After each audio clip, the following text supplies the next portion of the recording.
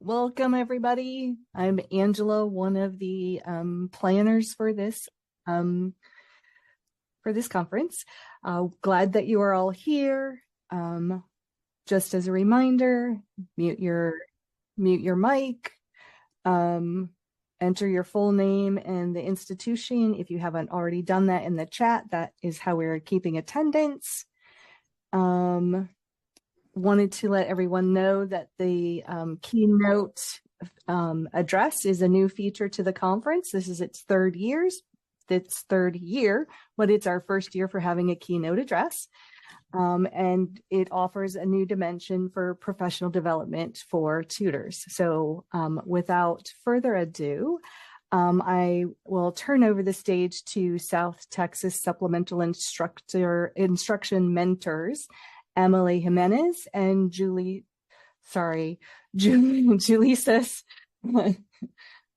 Longoria. Yeah.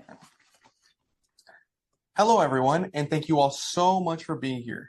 My name is Julisses Longoria, and I am pursuing a Bachelor of Applied Science in Organizational Leadership, concentrating on competency-based education. I currently tutor English, history, and math, from college algebra all the way up to Calculus 2, and I've been tutoring for about 3 years now. I have my associates in the arts and teaching, and I am furthering my studies so that I could be a teacher one day. I hope after graduation to join the teaching profession, and my eventual goal is earning a master's degree in teaching mathematics at the college level.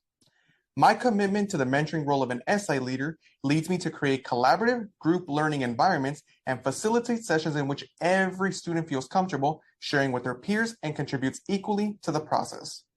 I would say that my learning support philosophy centers on equipping students with the skills and abilities they need to become self-sufficient learners. Hi, everyone. My name is Emily Jimenez, and I am a supplemental instruction mentor and tutor. I tutor Anatomy and Physiology 1 and 2. I've been working here at South Texas College for about 5 years now.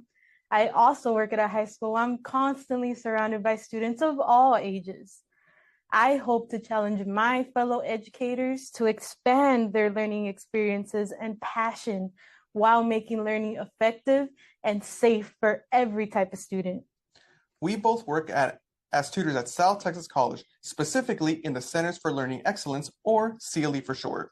The CLE coordinates with all 6 campuses across the Rio Grande Valley to enhance student success and ignite a passion for learning. Our team is committed to providing supportive and collaborative help in a warm, welcoming environment for all our students. With that in mind, let's turn our attention to the focus of today's conference, Rising to Excellence. The rise to excellence is not a singular destination, but a continuous journey. To unlock one's potential for excellence, you need a few things: growth mindset, a willingness to embrace vulnerability, adaptation, and self-awareness. Let's start this journey by exploring what is a growth mindset. Throughout my learning journey, there's been a concept that lived rent-free in my mind, and that has been a growth mindset. But Emily, what is a growth mindset? Great question, Julisses. I see growth mindset as a belief that your own abilities and intelligence can be developed through dedication and hard work. Failures are not permanent, but are opportunities to grow and improve. This outlook not only helps you learn better, but also builds a resilience and a drive to keep moving forward as you open new doors. On the other hand, a fixed mindset was when you believe that your own abilities are not going to change. Those with a fixed mindset may avoid challenges, fear failure, and see effort as pointless, which limits their overall potential. Understanding the difference between a growth mindset and a fixed mindset can shed some light on how our beliefs about our abilities influence our success and our overall rise to excellence. I remember the day I got my employee badge.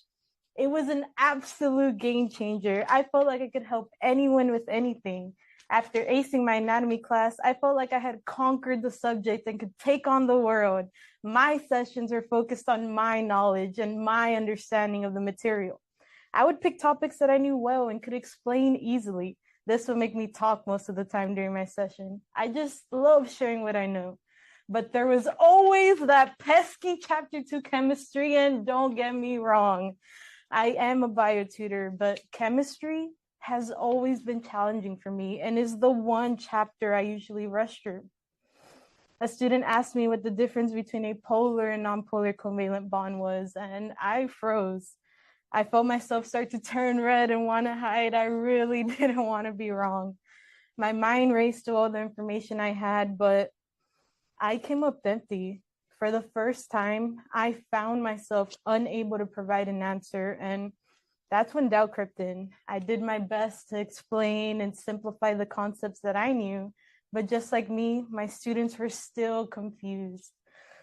Honestly, I had never felt this way before. I found myself questioning my own ability to help others. I kept asking, am I really excellent? Am I a good tutor? It was a tough moment. So after seeking guidance, I went to seek guidance from another SI leader, and this is what he said. You're not expected to know everything. He reassured me.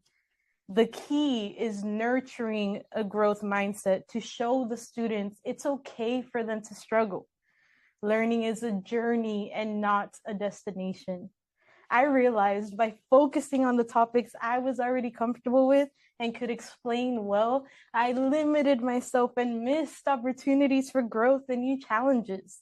This reflects a fixed mindset because I avoided those challenges and new learning experiences, which is not excellent. Instead, I should have tried expanding beyond my current knowledge. I did not stop to think whether the students were processing the material or if they're okay with the speed I was going. With this new understanding, I went to the session with a new energy. I moved away from sticking to what I know to encouraging teamwork and discussion. I now feel more confident in chemistry and celebrate the students' hard work. And I stress that if we take it day by day, we will succeed together. As an SI and tutor, I've learned that a growth mindset means believing that even when things get tough, our skills can always be improved with a little effort and dedication. Keeping this in mind will help us rise to excellence. When I first applied to work as a tutor, I put my tutoring skills as history and English. History was my greatest strength at the time, and I've always been good at writing essays for composition. As I tutor for a couple months, my supervisor, who's actually in this conference right now, advised that I would be adding math to my list of skills. I still can't believe you did that.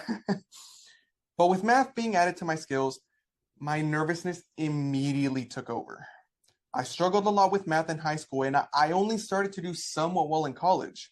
However, explaining the concepts was a whole other ordeal that I just did not think I was ready for. I started doubting myself again, thinking, you got lucky in college algebra. There's no way you're going to be able to tutor it. Or if you tutor math, you're just going to make it more challenging for the students already struggling. By this point, my insecurity was really starting to get the best of me. And then it happened. A student had requested a tutoring session for math. I immediately started getting anxiety thinking, yep, this is where I'm going to get fired, believing that me being bad at math would be the cause. The rest of the week, I continued tutoring students on English. As I was tutoring, I started to think that a lot of these students are more than likely feeling the exact same way that I do for math, but for English. I kept thinking, man, a lot of these students probably have said, I'm not good at English, or I suck at writing essays. Yet most of the sessions would always end with the students heading on the right track. It is about the time where I started to realize what a growth mindset really meant. As I mentioned, a lot of students probably had self-doubt in themselves about English, yet they do not see that as a means to quit. They take the time to get extra help and resources to aid them in their academic careers. This led me to finally see this as an opportunity, not just to improve my math skills, but my tutoring skills as well. I began by talking to one of the other tutors who offered to help me out in math to bridge any gaps I had about the content in college algebra. One of my mentors also said something very important to us tutors as well.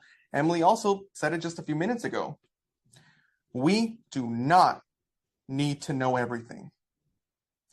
This is growth mindset.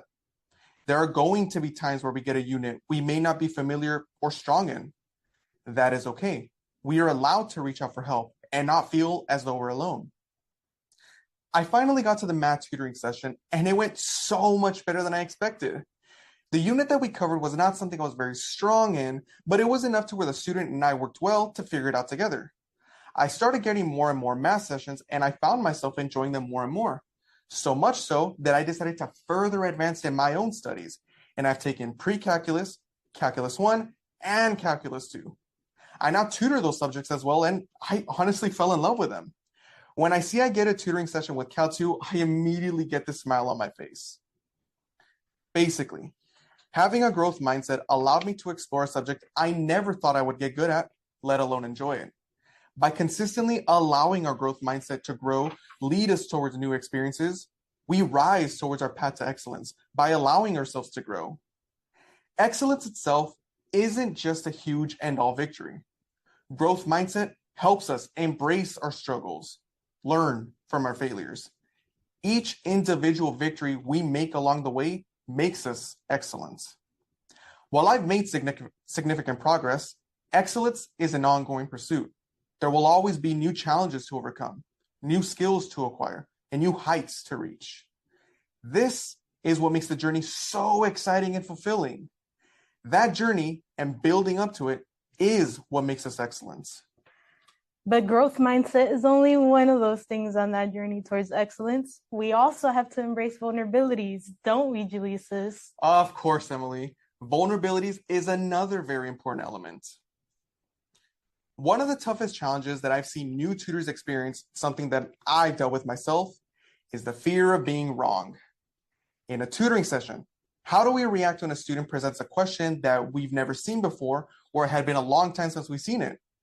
We look at it and just think, I have no idea. It's scary.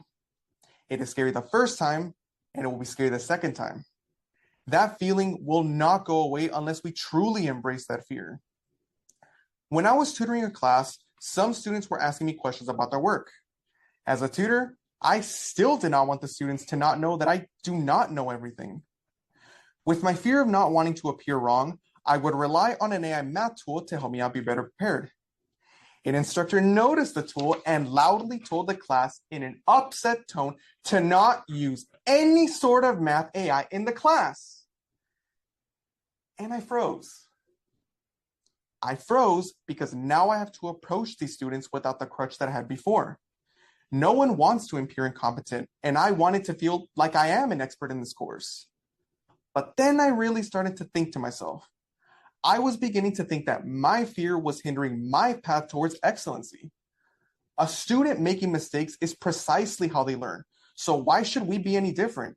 We are tutors, not professors. We should not have to feel like we need to know everything about the subject, otherwise we would be the professor. Instead of continuing to let fear dictate my actions, I embraced my vulnerability. I would go after class to the instructor's office hours to ask for help on specific issues or topics I was struggling with. I learned to ask for assistance from other tutors when I got stuck, and most importantly, in my opinion, I gained the confidence to tell the students that I was not well versed in a specific question. If I say something I never learned or haven't seen in forever, I'll say something along the lines of, it's been a while since I've done this type of problem before, but I'm sure we'll be able to figure it out together.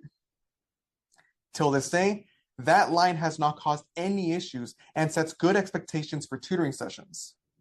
My experience has taught me that vulnerability is not a weakness. We can leverage it to use it to our advantage to help us grow. By acknowledging our limitations, we create space and build authentic connections with others. Yeah, allowing myself to be vulnerable has always been challenging for me. The thought of being in front of a large crowd, kind of like this one, fills me with anxiety. A common fear I have as a tutor is being judged for giving the wrong answer or not having the answer at all. But that's okay. Shake those nerves off because I picked up on a little secret, and that's that so many students feel the exact same way. And this got me thinking, what if I can create a space where we can come together to explore ideas, ask questions freely, and learn without the stress of being right or wrong? This idea inspired me to reshape my whole approach to tutoring. aiming to create a supportive environment where embracing vulnerability feels less risky, making it easier for everyone to be open when facing their learning challenges. This makes the consequences of facing their vulnerability smaller in everyone's mind. But how can I do that? How can I make students comfortable enough to make mistakes? I understand that sometimes we hold back from answering or speaking up because we might not fully understand something or feel hesitant to ask for a clarification. It could also be that we think we should already know the answer, or perhaps we weren't fully engaged when the topic was being discussed. Sometimes we even feel so anxious, we don't even know where to start. But rising towards excellence involves learning to navigate these challenges and embracing the opportunity to grow through them. To make embracing vulnerability less risky, try these 3 strategies. First, get to know your students. When there's a connection, the risk feels smaller. Second, make things fun. When you're having a good time, the scary stuff doesn't seem as scary. And finally, don't be afraid to be a little silly. Oh yeah, sometimes letting loose and having fun helps everyone feel more comfortable and open to trying new things. Each strategy is to reduce the risk of embracing vulnerability. Rising towards excellence is more accessible if you're less scared of losing. One of the first steps I take is creating a welcoming and respectful environment. I try to encourage everyone to call me by my first name because I would like the student to see me as an equal rather than an authority figure. Also, being called ma'am makes me feel like 20 extra years is being added to my age. And don't get me wrong, I'm just not ready for all that wisdom. After all, I'm here trying to get through my classes just like most students are. Another method I use to get the students to feel a little more comfortable in the beginning of our tutoring sessions is introductions. I introduce myself, I mention my degree and how long I've been working here at the CRLA. I also give the student an opportunity to share their major and facts about themselves. During a tutoring session, I like to provide opportunities that allow me to build rapport with the student, which might help the student let down a wall or two. Creating a supportive and inclusive environment is crucial for growth and confidence in students. In hopes that students can learn without the fear of judgment, I focus on making every interaction a positive and encouraging experience. Understanding this vulnerability and helping students work through it is key to achieving excellence. To support this, I use less formal activities like childhood games in our sessions to make learning more engaging and more enjoyable. Classic games like Telephone, Simon Said, Hot Potato, and Taboo not only bring smiles and laughter, but also help create a fun and relaxed atmosphere. In addition, I use board games and matching activities during the tutoring sessions to reinforce the overall learning experience. By choosing these nostalgic games, I hope to evoke a sense of nostalgia and comfort. Another way to reduce the risk of vulnerability is taking on a fun work persona, using playful catchphrases like awesome sauce, cool beans, and see you later, alligator. The sillier, the better. The more laughter I can create, the less risky and enjoyable learning can become. I figured I could make myself a little uncomfortable so the students can feel comfortable while rising towards excellence. Excellence may be found when facing your fears or making the consequences of failing less risky. The journey will be filled with many vulnerabilities, but no matter which path you choose, you will rise to excellence by embracing them. And each path will require our third element of rising to excellence, adaptability. Adaptability simply means going with the flow. Adaptability is not just a skill. It is a fundamental and necessary element to rise to excellence. Being adaptable allows us to get out of our comfort zone. It allows us to transform challenges into opportunities and to be able to come back stronger with every chance we get. When life throws unexpected changes, instead of running away or being afraid, we should go with it. I should seize the moment to innovate and to grow. My journey towards adaptability was jump-started by an unexpected challenge. A former math SI leader accepted a job offer and had to leave the class that she was assigned to help in. I needed to respond quickly. Instead of hiding away, I viewed this as an opportunity more so for my own development. I decided to take over the course with a coworker to give the students the SI experience they were promised when they first signed up for the course. For that semester, I was already assigned to 2 history classes, so I was basically stretching my abilities to their limits by taking on a 3rd class. I had to develop new strategies, further enhance my communication skills, and delve more into understanding teamwork, not just with my coworker, but also with the students. Throughout this experience, I began to realize that I had a level of resilience and creativity that I never thought I would ever have.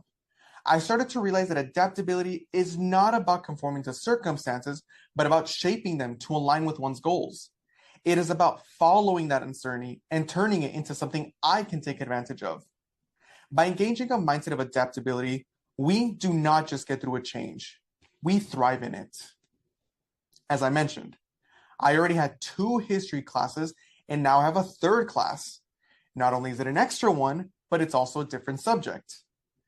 But that got me thinking, what if I can take the activities that I'm already doing for history, but do it for math? Not only does that save time, but it allows me to connect different activities that may not have worked with math in the first place. For example, in one of my history classes, I had the students play an online crossword game. I would give them a historical question, and their answers would be the answers to the crossword. I never really tried to use crosswords in my math sessions because I just did not think it would work all that well. This time, however, I gave it a shot. I decided to put in simpler equations as the questions, so the answer had to be a number. The answers would then be spelled out in word form, and they would put that in the crossword.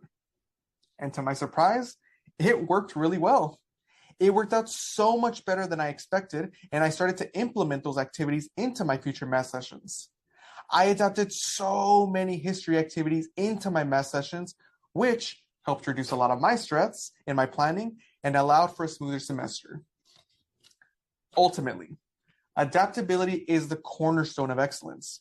It empowers us to seize opportunities, navigate obstacles, and achieve incredible results. By continuously evolving and expanding our capabilities, we unlock our full potential and position ourselves for a lifetime of growth and success. In any given moment, you have 2 choices: to step forward into the unknown or to step back into safety. For me, safety has often been a default. After all, who doesn't love the cozy embrace of comfort and the satisfaction of sticking to a carefully crafted plan? Adaptation isn't just about handling change. It's about grabbing opportunities with both hands and seeing which situation is best for the current situation. But of course, that's always easier said than done. So there I was in our usual classroom, getting everything ready for our usual 6 to 8 attendees. I was pumped about the new game I had created, Directional Terms Battleship. I had prepped 4 board games for our usual crowd. Everything seemed on track until suddenly the door swung open, and instead of familiar faces, a wave of new students burst in. My smile was a bit shaky as I felt a swirl of nerves in my stomach as I quickly realized I did not plan for this. As the room filled, I greeted everyone warmly and initiated introductions, secretly buying myself some time to figure out my next move. I dove into my very cluttered backpack and pulled out 2 old activities. Taking a deep breath, I told myself, this will work. Once the icebreaker wrapped up, I jumped into action. I wanted both our regulars and our newcomers to interact, so I introduced Chapter 2 Bingo and Chapter 1 Taboo. It quickly became clear that my plans were not aligning. Most of the students hadn't reviewed Chapter 2, so thinking quick on my feet, I scrambled to reorganize the groups, pairing regulars with new faces to offer more support. Even though we had an unexpected turnout, we adjusted our activities twice on the fly. And you know what? This shift sparked conversations and interactions that went way beyond what I had initially hoped for. We salvaged the session and transformed it into a dynamic learning experience, turning what could have been a hiccup in the session to it being filled with learning and engagement. As we packed up for the day, I reflected on the lesson learned. Adaptation isn't just about being flexible. When you're faced with uncertainty, there's always a solution. And it's about taking advantage of the opportunities that come with it, turning obstacles into opportunities for growth and connection, while always aiming for excellence. Every tutoring session is figuring out what tools the student has and combining them with the tutor's own tools to find a solution. Rising to excellence means knowing what tools you have and how they work. We need to be more self-aware of what we bring to the table to help students be more self-aware of their own strengths. Self-awareness is the ability to recognize, understand your thoughts, emotions, and behaviors, as well as how they impact others. For tutors, this goes way beyond good communication skills. It includes recognizing your own strengths and weaknesses and managing your emotions to better connect and support your students. Julisses and I found it useful to break self-awareness down into 3 main types: emotional, reflective, and interpersonal self-awareness. The first type of self-awareness is emotional, which involves understanding your emotions and how they influence your actions. For example, if you're feeling nervous before a presentation, being aware of this anxiety helps you manage your feelings better and adjust your behaviors. When working with students, I always make sure I'm working with my work persona compared to my out-of-work persona. But Emily, what is a work persona? Great question, Julisses. A work persona is a professional identity or demeanor you adapt in a work setting, which is often different from your personal identity or how you interact in your private life. This helps me remain calm and patient while providing constant support to all students. I remember tutoring a student who started their session by telling me they had the worst morning ever and that they'd rather be anywhere else but here. Right from the start, there was a lot of negative energy radiating off of the student. As we worked through the session, the student kept pushing for the right answer and insisted on a better answer than the one I was using. So I suggested, why don't we solve it the way the professor had instructed? I was starting to get a little frustrated because I had already done the work prior to be able to provide a clear explanation. So, of course, I didn't want to let this affect me, even though I just wanted to shout, "Oh, I know what I'm doing." I maintained my composure, I kept a smile on my face, and I remained patient. I was determined not to let the student's mood affect my own. By staying positive, I was able to help the student realize that their negativity wasn't directed towards me, but stemmed from their overwhelming workload. This experience revealed the importance of self-awareness in shaping interactions and effectively supporting others. Leading a positive and impactful presence is key when embracing self-awareness in everything we do, which helps us rise to excellence. By allowing myself to step into someone else's shoes and appreciate their emotions and experiences, the session might not have ended as nicely as it did. The second type of self-awareness is reflective, which involves introspection and evaluating your own experiences and reactions. As a mentor, I pay attention to how my colleagues feel when they come into work. When I first became a mentor, I took a close look at the office that we worked in and asked myself a crucial question. Does this space inspire me? Does it make me excited to come to work each day? My answer was a clear no. The office had blank white walls and did not reflect the spirits and achievements of our team. I believe it's important that our workspace not only supports our work, but also motivates us. So with my supervisor's permission, I decorated each corner of the room with something each person liked. One colleague mentioned their love for riddles, so I created a Riddler-themed board just for them. Another team member shared their passion for superheroes and flowers, so I made sure to incorporate those elements as well. Taking the time to ask each person about their interest was a fantastic way to build a rapport and make the workplace livelier.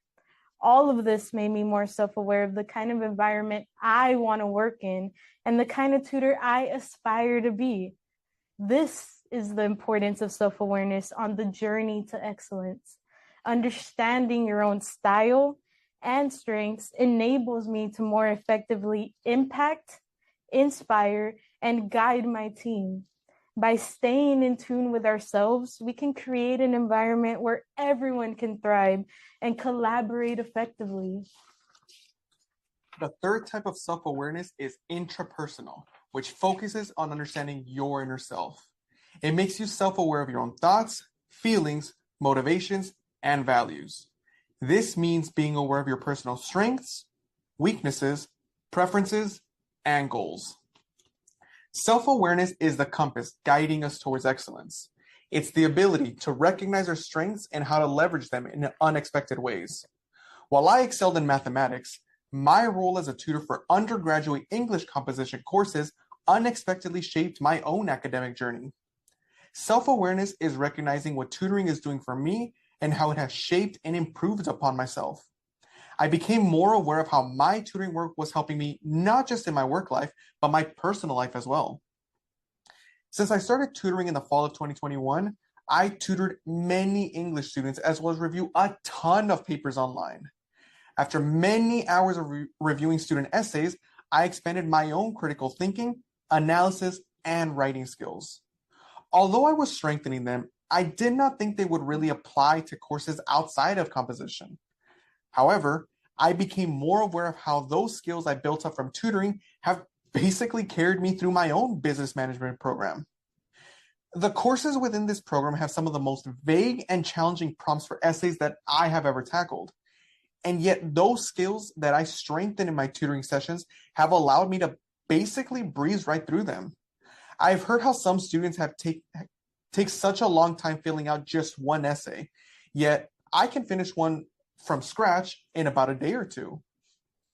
Despite how tedious some of these essays can get, I've had a much more manageable experience with these classes.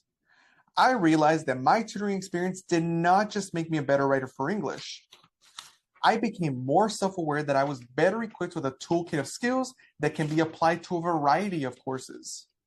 This experience highlighted the fact that these important and necessary skills that we build upon in our tutoring sessions are valuable. These do not just matter in the context of tutoring. We can use what we learn from our tutoring experience to our everyday personal lives. Being self-aware led me to accomplish other goals while realizing that they can be linked together to further rise to excellence. Our strengths are not restricted to certain contexts. They can be applied creatively to various challenges. By consciously reflecting on our experiences, we can uncover hidden talents and unlock new avenues for our rise to excellence. The path to excellence isn't a straight line. It's a winding journey with lots of twists and turns.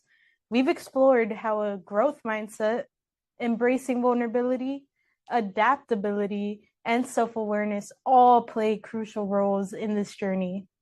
Remember, having a growth mindset means believing that with effort and persistence, we can improve and overcome obstacles. It's about seeing failures not as dead ends, but as chances to learn and grow. Just like how I found my way through math tutoring by facing my doubts head on, we can all push past our limits and discover new strengths. Embracing vulnerability is key too. It's okay to admit when we don't have all the answers or when we're struggling. It's through these honest moments that we connect more deeply with others and find the courage to keep moving forward. I've learned that it's perfectly okay to be unsure, and sometimes that is where the real growth happens. Adaptability is another important piece of the puzzle. Life is unpredictable, and being able to adjust and make the best out of any situation is what helps us excel. Whether it's handling unexpected challenges or trying out new methods, adaptability allows us to turn obstacles into opportunities. Finally, self-awareness ties everything together, knowing our strengths and weaknesses help us navigate challenges better and connect more effectively with those around us.